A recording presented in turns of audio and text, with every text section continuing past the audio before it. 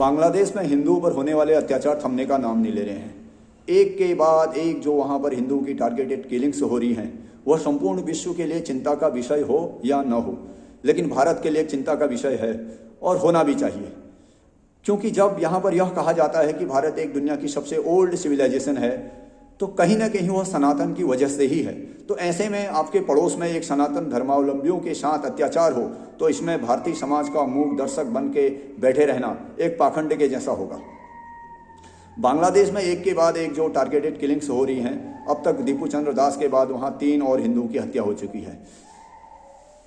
जय सनातन, जय भारत। आप देख रहे हैं सनातनी भारत।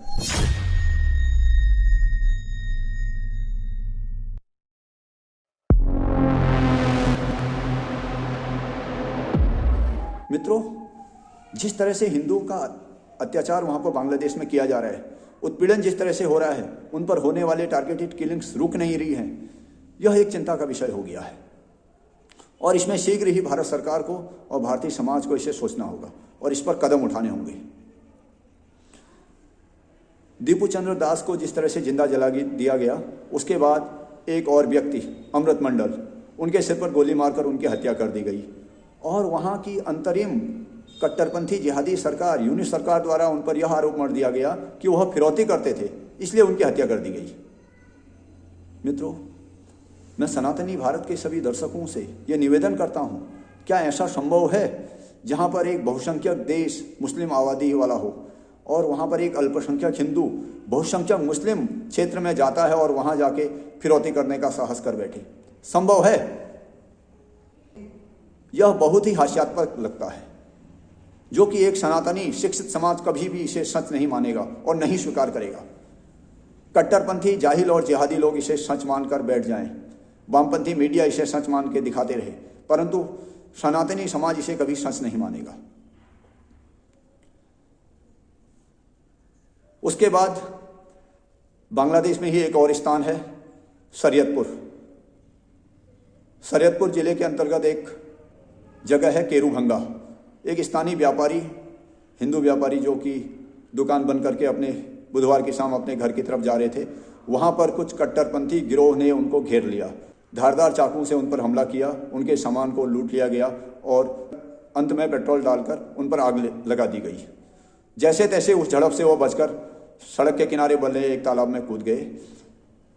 वहाँ पर स्थानीय हिंदू ने इस घटना को देखा तो वो आ गए वहाँ पर, जिहादियों के साथ उनकी झड़प हुई और तालाब से उन वृद्ध व्यक्ति को निकाला गया, खोकलचंद दास को, और वहाँ से उनको शरीयतपुर सदर अस्पताल में एडमिट किया गया, जहाँ डॉक्टरों द्वारा उनकी हालत को नाजुक बताया गया। वहाँ से उनको ढाका स्थित अस्पताल में एडमिट किया गया, जहाँ शनिवार की सुबह उनकी मृत्यु होगी, उनकी जान को नहीं बचाया जा सका। मित्रों, यहाँ पर एक कहानी में ट्विस्ट आता है। एक जिहादी कट्टरपंथी, जिसे बांग्लादेश में अपोजिशन के नेताओं ने गोली मारकर हत्या कर दी गई, जिसका आरोप भारतीय सुरक्षा एजेंसीज पर लगा दिया, रो इत्यादि पे, कि यह तो भारत सरकार ने मर्डर करवाया है, और उसके बाद भी वहां हत्याओं का सिलसिला नहीं रुका गया, जो कि वहां एक अपोजिशन के लीडर ने करवाई थी। मित्रों, यहां पर एक कहानी में ट्विस्ट आता है। वहां पर एक कट्टरपंथी जिहादी समूह ने जब उग्र प्रदर्शन किया था हाल ही में, तो वहां पर एक छात्र नेता की हत्या कर दी गई थी। उस्मान हादी नाम है उसका, उस जिहादी का। उसके सिर पर गोली लगी थी और यह स्पष्ट था कि वो मर जाएगा, या हो सकता मर गया हो, जो भी उनकी इंटरनल पॉलिसीज रही हो। उसको वहां से तुरंत सिंगापुर शिफ्ट किया गया, एक जिहादी को। लेकिन खोकल चंद्र दास, जिनका बर्न 30% था, उनको शरीयतपुर से ढाका बाय रोड लेके जाया गया, और शरीयतपुर से ढाका की दूरी 87 किलोमीटर है, और ये बाय रोड तय की गई, और ढाका में उन्हें भी नहीं बचाया जा सका। कहानी में ट्विस्ट ये है कि एक जिहादी को आप सिंगापुर शिफ्ट करते हैं, एक उन्नत चिकित्सा मिल जाए इसलिए, परंतु एक नागरिक जो ईमानदार है, सुबह से शाम तक रोजी रोटी कमाने में लगा है, और शाम को जब वो अपने बच्चों के पास जाना चाहता है तो जिहादियों का समूह घेर कर उनकी हत्या कर देता है, उसे एक सरकारी अस्पताल में डाल दिया जाता है। इससे यह स्पष्ट होता है कि यह जिहादी मानसिकता कितनी घातक है, क्योंकि जब पुलिस तंत्र में जिहादी भरे हो, उनकी मिलिट्री में जिहादी भरे हो और बाहर जो उपद्रव करने वाले लोग हैं वह जिहाद से पीड़ित हो, तो चिकित्सा प्रणाली में अश्विनी कुमार और धन्वंतरी कहां से आएंगे? वहां भी जिहादी भरे रहेंगे। मित्रों, यह क्रम यही नहीं रुकता है। उसके पश्चात जहां पर दीपू चंद्र दास की हत्या हुई थी, वहीं पर एक और व्यक्ति की हत्या हो जाती है जिनका नाम विजेंद्र। इसके बाद भी यूनिस सरकार के काले कारनामों की सूची रुकती नहीं है। मित्रों, जब 5 अगस्त 2024 को बांग्लादेश में शेख हसीना का तख्ता पलट हुआ था, उस समय वहां पर छात्रों द्वारा, मैं इसको स्टूडेंट मूवमेंट नहीं कहूंगा, वहां पर जिहादियों द्वारा एक उग्र हिंसात्मक प्रदर्शन किया गया था।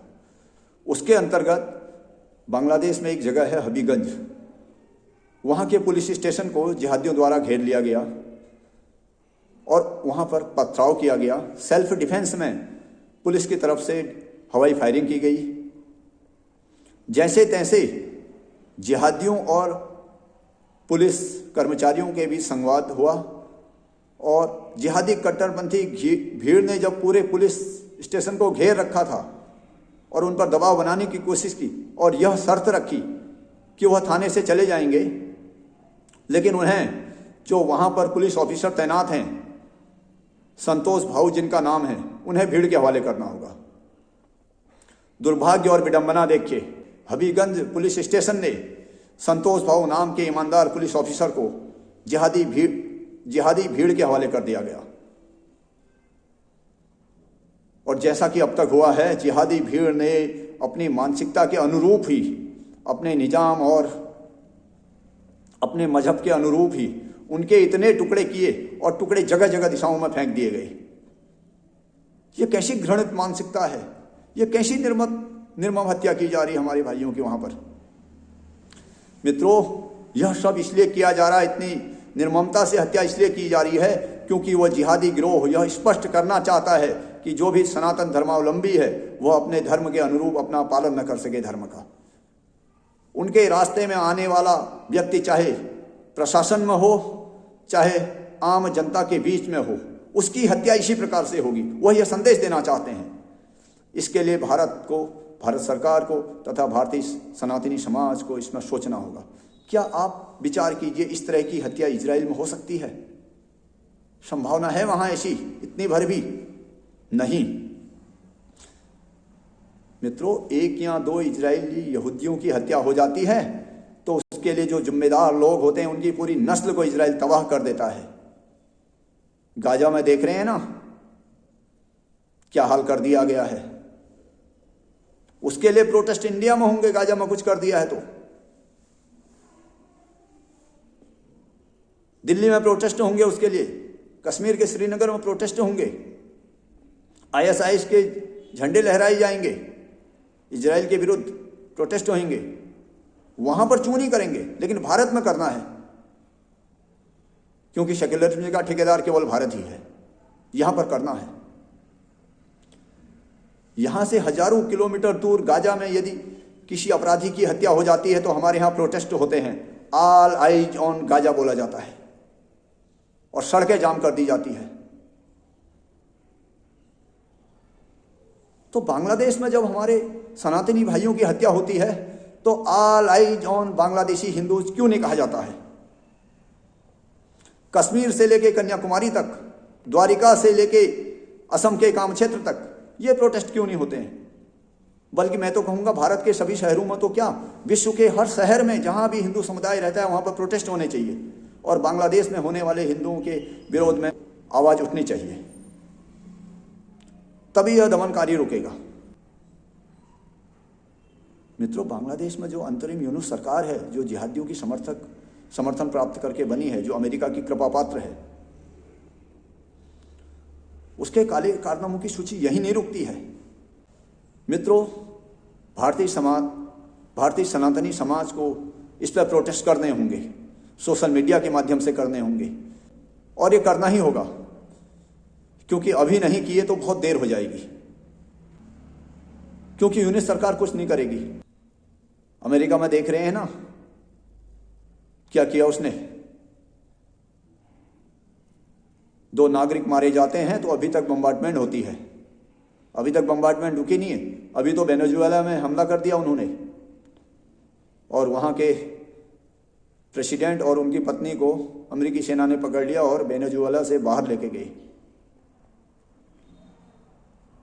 मित्रों, यह सब मैं इसलिए कह रहा हूं, इजराइल और अमेरिका का उदाहरण इसलिए दे रहा हूं क्योंकि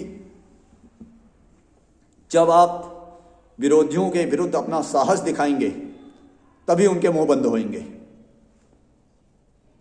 बीच में आपने कुछ साहस दिखाया था ऑपरेशन सिंदूर के समय, कुछ दिन वह भी शांत रहा।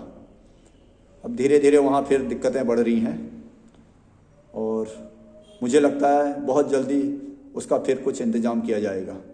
लेकिन ऐसा ही एक साहस ऑफ सिंदूर बांग्लादेशियों को भी दिखाने की आवश्यकता है। जयशंकर साहब जा रहे हैं वहां पर, विदेश मंत्रालय की अपनी पॉलिसीज हैं, ठीक है, पर एक झलक दिखानी आवश्यक है। राजनीतिक संबंध बनते रहते हैं, जियोपॉलिटिक्स में सब चलता है। आज से कई वर्ष पूर्व अमेरिका के साथ भारत की नहीं बनती थी। 1971 का युद्ध आपको याद ही होगा, उस समय नहीं बनती थी, बीच में ठीक रहे और अभी फिर खराब हो गए। ये उतार चढ़ाव चलते रहेंगे, परंतु इतिहास इसे याद नहीं रखता है। इतिहास उस शासन को याद रखेगा, उस देश को याद रखेगा जो अपने प्रजा के हित में कार्य करेगा, और हमें शीघ्र ही इसमें कार्य करने होंगे। सारे डिप्लोमेटिक संबंध ठीक हो जाते हैं बाद में, कुछ दिन सेंसन्स लगेंगी, लेकिन आप अपने समाज की रक्षा कर सकेंगे। मित्रों, विकास कार्य होते रहेंगे, शिक्षा में काम होते रहेगा, जीडीपी ग्रोथ भी होते रहेगी, परंतु जब सनातन समाज ही नहीं रहेगा तो यह विकास कार्य किसके लिए होंगे? जिहादी कट्टर मानसिकता वाली भीड़ के लिए, जो एक अनुशासनहीन उपद्रवी भीड़ है, उनके लिए आप कितनी भी अच्छी यूनिवर्सिटीज बना दें, कितने भी अच्छे हॉस्पिटल बना लें, कितने भी अच्छे ब्रिज बना दें, वह जिहादी मानसिकता के कट्टरपंथी उपद्रवी वो सब तोड़ देंगे। वो उस यूनिवर्सिटी को तोड़ देंगे, वो उस हॉस्पिटल को तोड़ देंगे, वो उस हाईवे को तोड़ देंगे। जब सनातन समाज ही नहीं रहेगा तो ये सब किस काम का? तो महत्वपूर्ण यह है कि आप अपने समाज की रक्षा करिए सर्वप्रथम, उसके बाद यह सब होगा। मित्रों, आप सबकी इस विषय में क्या राय है? कमेंट सेक्शन में अवश्य बताइए।